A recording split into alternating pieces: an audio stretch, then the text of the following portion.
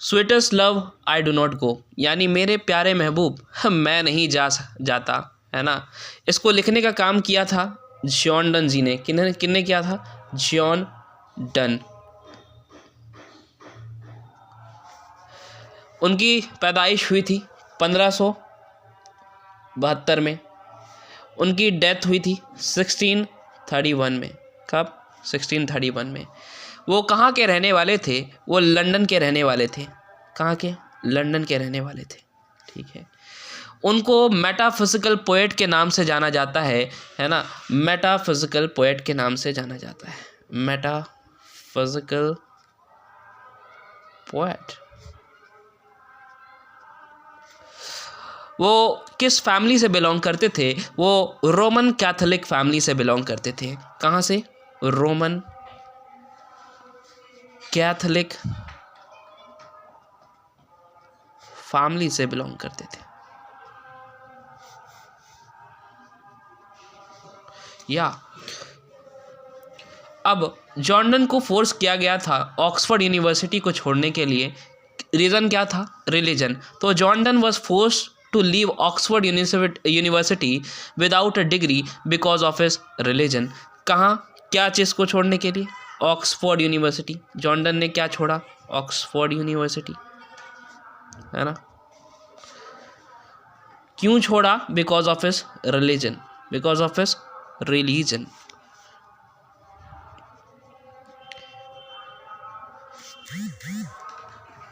चलो, John Donne ने क्या चीज़ की पढ़ाई की थी? जॉन डन ने लॉ की पढ़ाई की थी। जॉन डन ने थियोलॉजी की पढ़ाई की थी। किसकी? थियोलॉजी की पढ़ाई की थी। जॉन डन की वाइफ का नाम क्या था? जॉन डन की वाइफ का नाम था एने मोर। क्या था? एने मोर। जॉन डन की वाइफ का नाम था एने मोर। जॉन डन ने सीक्रेटली मैरी किया था अपने पैट्रोन्स नाइस से। कहने का अर्थ है अपने संरक्षक की भतीजी से शादी की थी उन्होंने। किससे? POTPATRONS, patrons nice. या at the age of 42 he accepted ordination in the Anglican church in 1615। यानी जब वो 42 साल के थे, है ना, उन्होंने क्या किया? चर्च में पादरी के हिसाब से अपने आप को क्या कर लिया? एक्सेप्ट कर लिया, है ना। मतलब he became the father Anglican church में। कहाँ पे? एंग्लिकन चर्च में। Anglican church, CHURCH church in 1615। John Donne के फेमस वर्क को हम लोग कहते हैं सा सो से। किससे? सा सो से। सा से satires and elegies।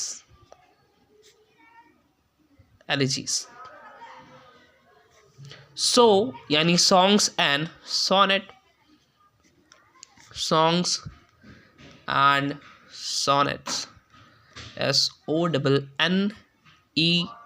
सोनेट्स। और से सरमन्स।